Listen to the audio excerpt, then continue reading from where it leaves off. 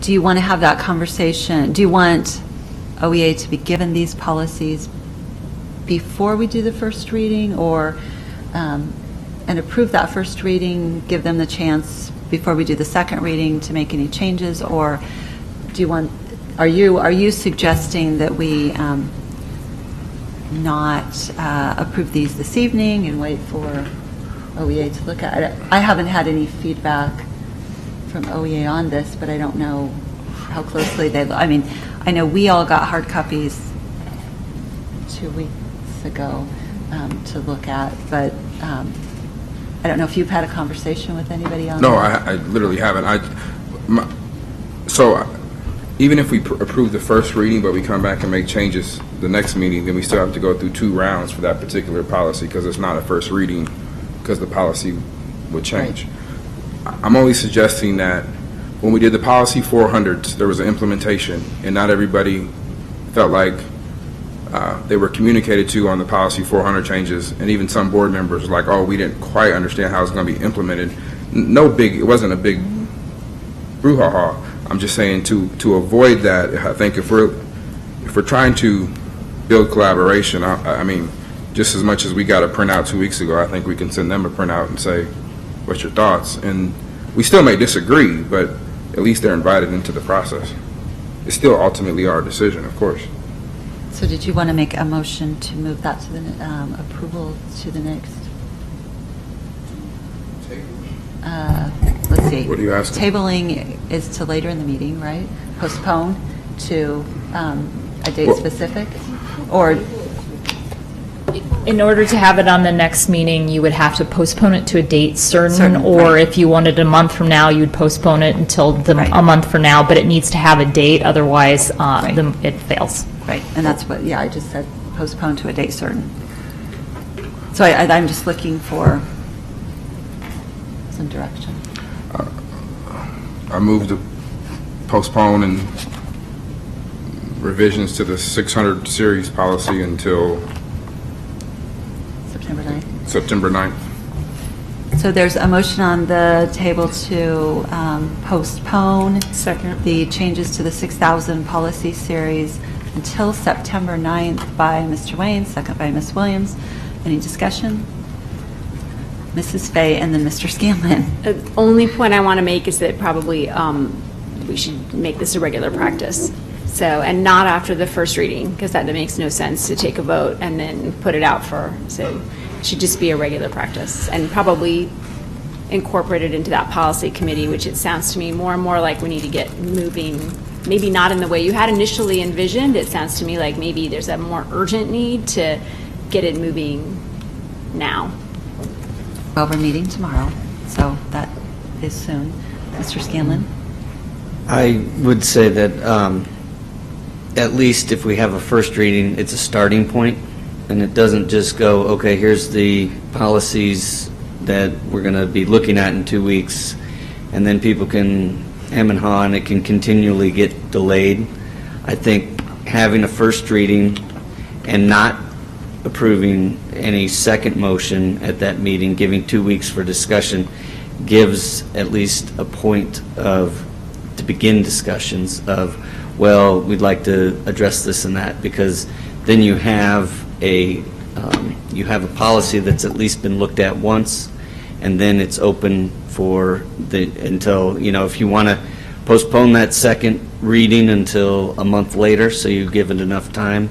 But I just think if you send things out, you're gonna have discussions, but there's just not going to be a starting point, is my concern. If you don't say, okay, here's the first reading, this is what's proposed, now let's talk about it. Not, here's some red lines, and then we have discussion, and then it gets pushed back and pushed back. So that's just my thoughts on the process. I just have a procedural question. Can you make changes between the first and second reading and approve them in the second reading? I think the second. Well, Kramer's saying, yeah, you can. You would. You were saying, yeah, you can.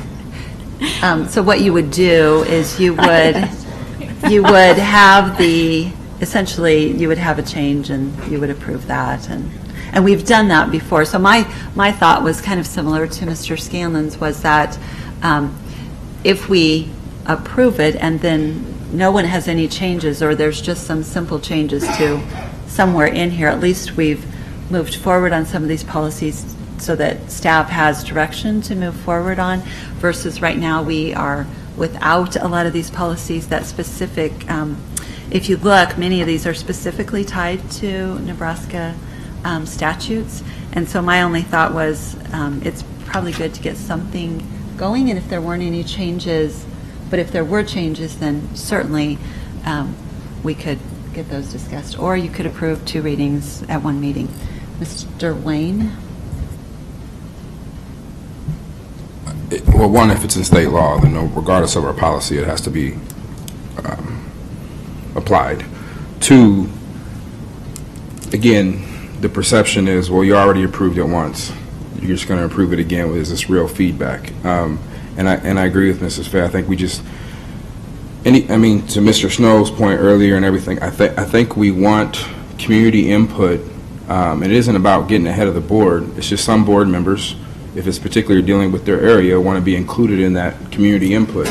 But I think it's important when the policy comes to the board that the interested parties, before we even take a vote, have at least had conversation about it, if we want to truly build that collaboration. So that's why I made the motion and why I'm sticking with it. Okay, thank you. And Mrs. Williams? I too I agree with Mrs. Fay and Mrs. Neelish Brosh. If you could maybe come to our next board officers meeting with I can't see her, she's sitting down. Hello. If you could come up with a plan, that way, if it's a plan that we need that the OA input, that's checked off before it comes to the board table. Sure. I think that would, I totally agree. We need to just have this as a procedure that we do consistently. Absolutely. And 226 then, I assume as well, or any other bargaining units that they would affect. Correct. Right, I think Yes. it's appropriate. This is primarily instruction, so it would, I think, deal with OEA, but. Obviously, And, yep. and I think, right, and I think for the next 2, let's just make sure we get that down ahead of time. I know Mr. Ray's been working hard, and I do want to thank both of you because you have put a lot of time into getting this done. So we are going to vote right now on the postponement to September 9th of the first reading of the 6,000 policy series. Roll call, Mr. Ray. Mr. Scanlon? No. Snow? Aye. Vargas? Aye. Wayne? Williams? Aye. Fay? Aye. Gadding? Aye. America? Aye. 7 aye, 8 no. Or 7 aye, 1 no. Motion carries. You You're weigh a lot counting, with you're me. counting again late at night. Okay. With that, we'll move on to J2B, action on withdrawal of the entire balance of the Omaha School Employees Retirement Systems Limited Partners capital accounts in the Atlantic Asset Global Yield Opportunity Fund. That was a long title. Mr. Smith, please. Atlantic Asset Management has been providing fixed income management services for the retirement system for in excess of 2 decades now. In March of this year, the firm was sold to a new set of owners. The trustees have been evaluating the actions of those owners and have come to the conclusion that the services being provided by Atlantic Asset Management should be transitioned to others.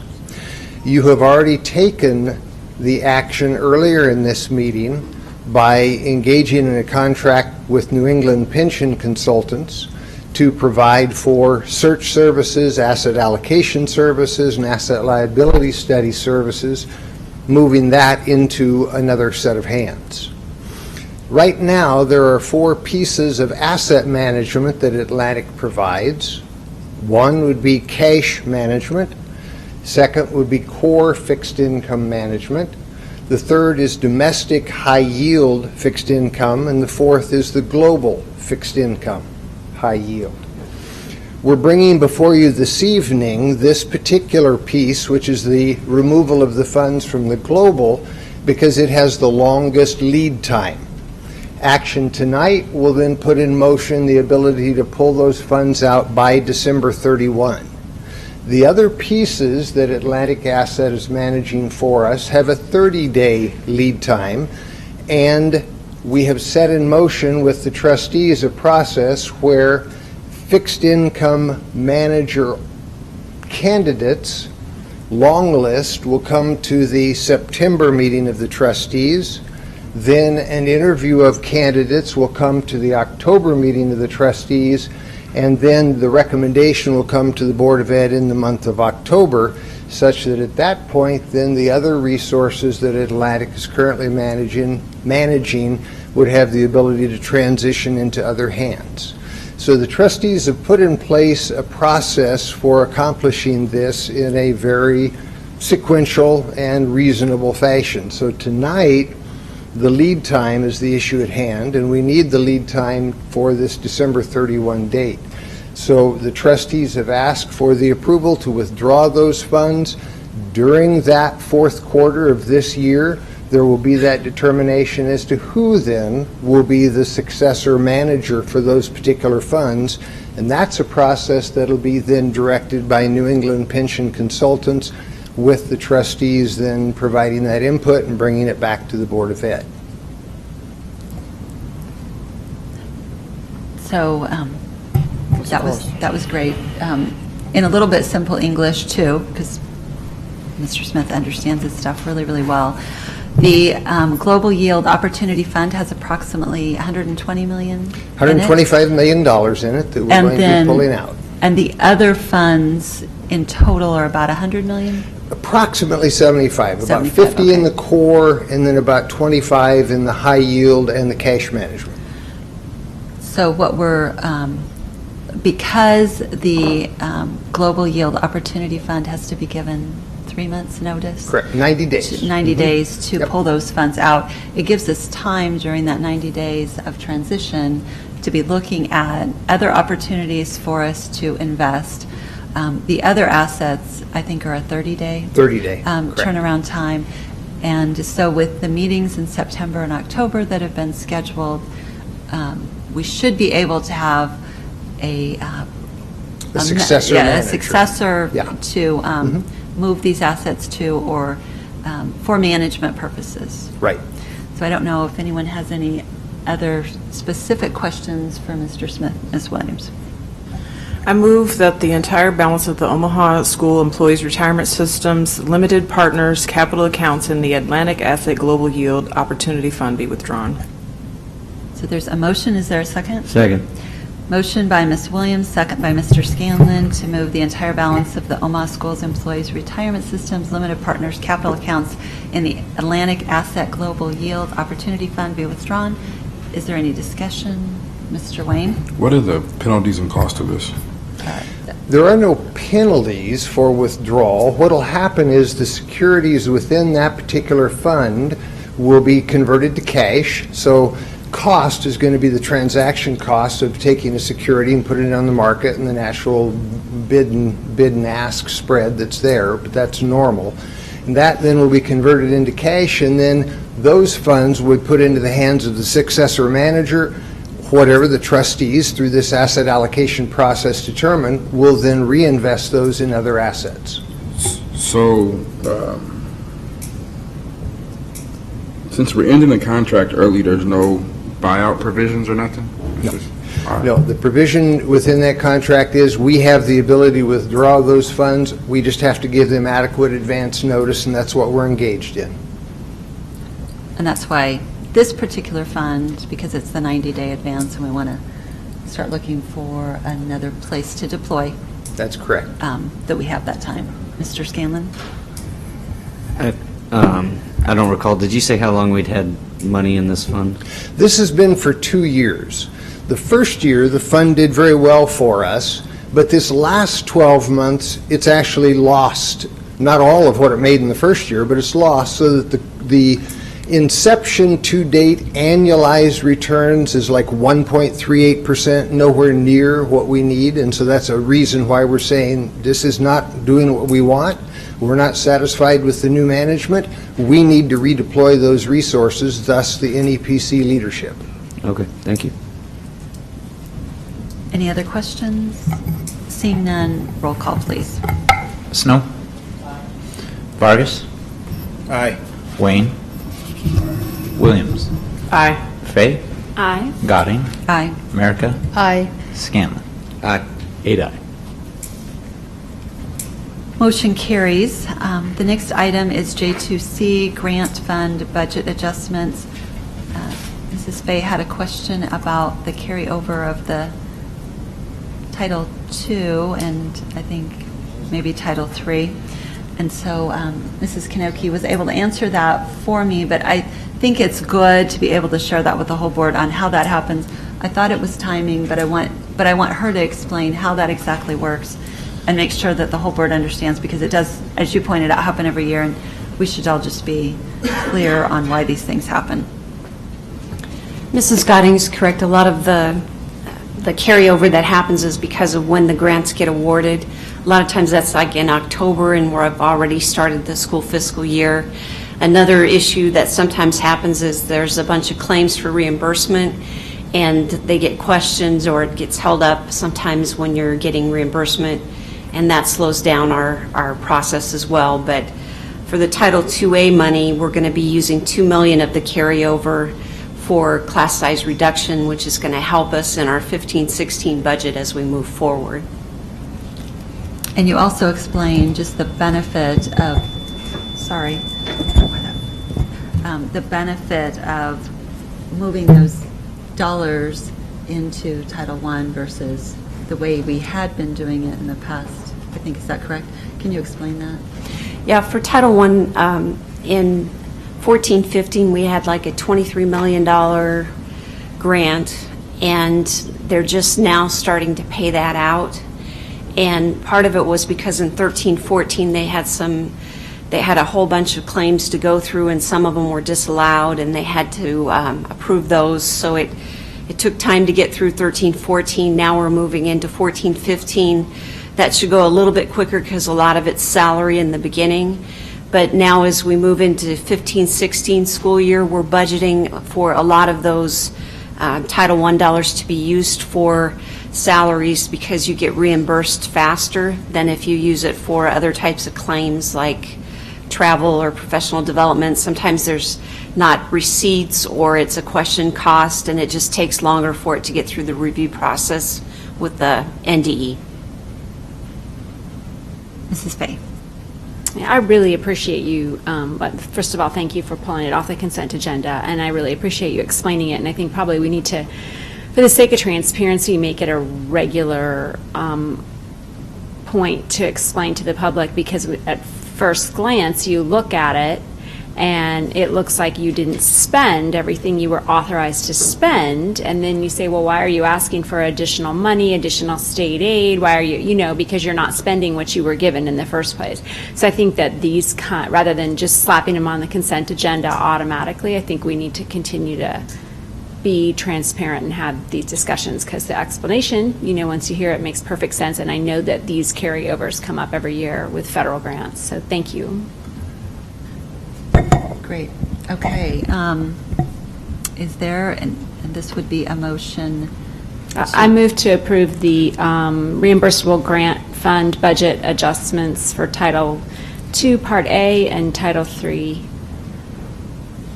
We actually have to approve everything because Oh. the entire thing came off. The So whole maybe thing. just maybe. Okay, let's just go back. I move to approve the grant fund budget adjustments under agenda item J2C. That's great. How's that? That's perfect. So is there a second? Second. So motion by Mrs. Fay, second by Ms. Williams to approve the grant fund budget adjustments under J2C. Are there any other questions? Seeing none, roll call, please. Vargas. Aye. Wayne. Williams. Aye. Fay. Aye. Gadding. Aye. Scanlon. Aye. Snow. Aye. 7 aye. Motion carries. Oh, Miss America's gone, sorry. Item J2D and J2E, I don't know, Mrs. Nelis-Besh, is that okay if they go together? So Mr. Wayne asked for these to be pulled off, and and I apologize, Mr. Wayne, I think you and Mrs. Fay were gone the meeting we talked about this, but that's okay. So, Mrs. Neils Brush, can you give us an update on, or just share with us the information behind J2D and J2E? So J2D, which is before you, is a result of the meet and confer process with the OSAA and Mr. Evans and myself on behalf of OPS in the district. So as was previously discussed with the Board of Education, the 3% is a reflection of that discussion. Also, will be coming up, but not at this meeting, was a discussion of aligning health insurance benefits to be similar to those benefits as agreed to by the teachers, but that's not in front of you because it requires policy adoption. We want to be thoughtful in writing that policy before we send it out to you. I do believe we'll get you a copy of what's being proposed and work through staff and the process with regard to that policy as well. But before you today is the administrator salaries. J2E, I can wait until we get to that piece if you want to walk through, but that's also 3% for like non-negotiated administrators that aren't in this meet and confer group. It would be operations, so we've previously settled them, so their like positions would be similar percentages. So it's all percentages that have been in front of the Board of Education or similar comparable percentages. There may be one or two positions that are office personnel that would be comparable. The 0.25% that we gave operations, that would be the recommended amount for them. And they come in front of the Board of Education every year around this time. So. Are there any other questions, Mr. Wayne? The three, and I'll just take all of them together. The non-negotiating, the executive council has 2015, 2016 year, and the administrators does not. Is that just? It's just 1 year. Everything's 15, 16. So it's the same. Yep. That's what caught my eye. And then the next question I have is more. So if I just got a new position August, late July, I got a raise plus now I'm going to get 3%? Or was that raise counted into the July hiring? Or June hiring? I don't know exactly what HR does, but typically you're offered the 14-15 rate, and then once 15-16 happens, you receive that 3% increase. And so the practice typically is to give that 14-15 rate because the HR doesn't know what the 15-16 rate is going to be until it's passed by the Board of Education, and so they would receive the 15-16 rate based on whatever you pass. So because of some of the late hires, people are getting a cost of living raise who've never actually worked in the job yet. And we can't offer what the 15-16 rate would be because we don't know what the Board of Education will pass. But it's a range, though, so that's just kind of odd. Which brings me to my next question about the whole salary base. So in our salary, it's been this way since I was on the board. We do everything based off of size, and there's ranges. But our priority-based budgeting says that we need to, put money behind where our students are the most. And so a 400-student elementary that's completely non-free and reduced lunch, full pay, and a 400 elementary student who was 99% free and reduced lunch, why do they still have the same ranges? To me, that's a different set of challenges and often harder. So I'm just trying to figure that out. Your comparability data will show behind principals, for example, that only us and Wichita pay based on size of a particular building. Typically, the other 4 array points that you'd be looking at would not have 5, sorry, because we're not in the array. 5 array points would have just a range for an elementary principal, and it doesn't, go into any description as to, free and reduced lunch counts or anything like that. They're just a range of pay that a principal would be providing at the elementary level, at the middle level, and at the high school level. It's not based off of numbers, is what you're saying, is the prevalence? Correct. So my follow-up question then is, why don't we do that? Not base it off of numbers? Yeah. Well, that's part of what the plan is. So we just did a 1 year with regard to the administrators, which is before you. One of the parts of the discussion was that we don't have a document that's an administrator's policy, so that a newly hired administrator that comes and part of the district knows exactly, what is the benefits going to be if I'm an administrator, what's my salary range, what does it look like, and so the thought process is that after this year happens, and while this year is happening, we sit back down with stakeholders in the bargaining unit, and we work through what an administrator policy would look like, and part of that could be a discussion about not paying them based on size. Part of that's a discussion of perhaps having some sort of performance-based incentives. So there's going to be a lot of discussion looking at that data, sharing it, looking at other administrator policies and seeing what's out there, and so that's the plan with regard to the next year. But because this year's upon us and we haven't sat down and done that yet, we want to give our full opportunity to have that discussion and go through that process so that in the upcoming year we can arrive at a policy that reflects what's comparable in front of the Board of Education. Thank you. Yep. Any other questions, Mr. Scanlon? How did the district come up with a 3% increase? I don't know if you want to, I can, okay, all right. So basically it's just through just discussions, looking at what other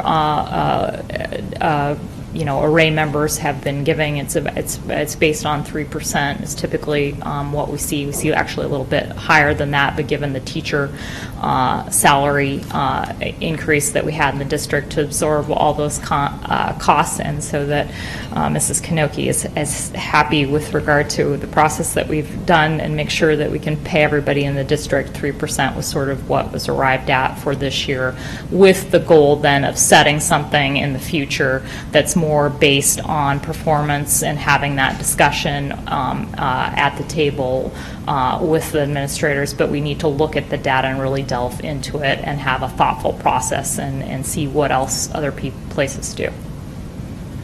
I guess I believe that we, as a district, have been doing a lot, and I think the 3% is warranted this year because of I believe there's more that's being asked of our principals and our administrators with all the changes. But I guess one of the things that's kind of troubled me in the past is, in the private sector, inflation's been flat, and yet we have been giving increases.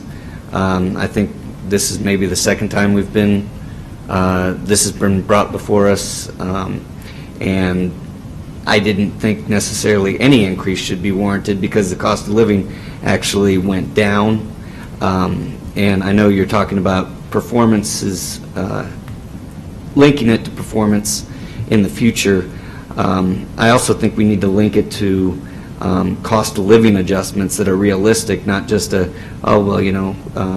go 1.5%, 2%, because that's not truly in the past couple of years.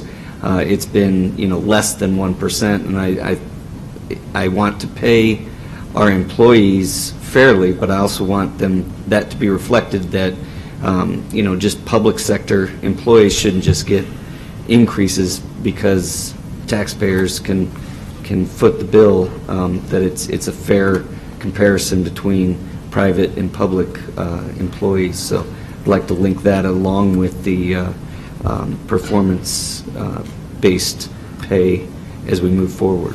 And certainly, Mr. Scanlon, we can definitely do that. We are also in the state held accountable to what the Commission of Industrial Relations, if we were ever a case was ever filed there, as to what's comparable. And so we also have to keep in mind what that comparable rate is out there in our array, because the court would hold us accountable to making sure that we paid whatever group that was a bargaining group in front of the Commission to that rate or that range for any particular position, as long as that position would be comparable. So that we also have to keep that in mind in looking at where we're at with regard to paying our employees in the state.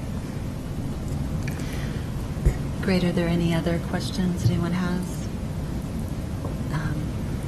If not, is there a motion to approve the 2015-16 OSAA OPS administrator salary and the 15-16 non-negotiated salary schedules?